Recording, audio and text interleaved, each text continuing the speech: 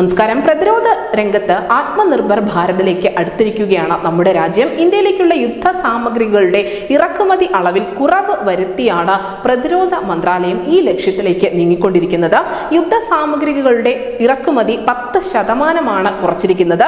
വിവിധ തരത്തിലുള്ള യുദ്ധ സാമഗ്രികൾ വാങ്ങാൻ ഇന്ത്യൻ സൈന്യത്തിന് ഏകദേശം 20,000 കോടി രൂപയാണ് ബജറ്റിൽ ഉൾപ്പെടുത്തിയിരിക്കുന്നത്.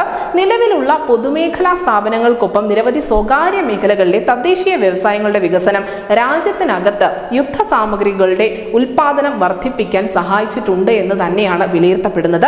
ഇതുമൂലം സൈന്യത്തിന് പ്രാദേശികമായി തന്നെ വെടിമരുന്ന് ഉൾപ്പെടെയുള്ള യുദ്ധ സാമഗ്രികൾ സംഭരിക്കാൻ കഴിയും.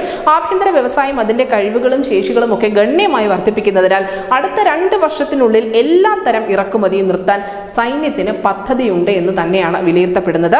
ടാങ്കുകൾ, പീരങ്കി തോക്കുകൾ, റോക്കറ്റ് ലോഞ്ചറുകൾ, ഒന്നിലധികം ഗ്രനേഡ് ലോഞ്ചറുകൾ, മൾട്ടി ബാരൽ റോക്കറ്റ് ലോഞ്ചറുകൾ എന്നിവയ്ക്ക് വേണ്ടിയുള്ള ഒന്നിലധികം തരം യുദ്ധ സാമഗ്രികൾ ഇപ്പോൾ സൈന്യം തദ്ദേശീയമായി തന്നെ ശേഖരിച്ചു വരുന്നുണ്ട്.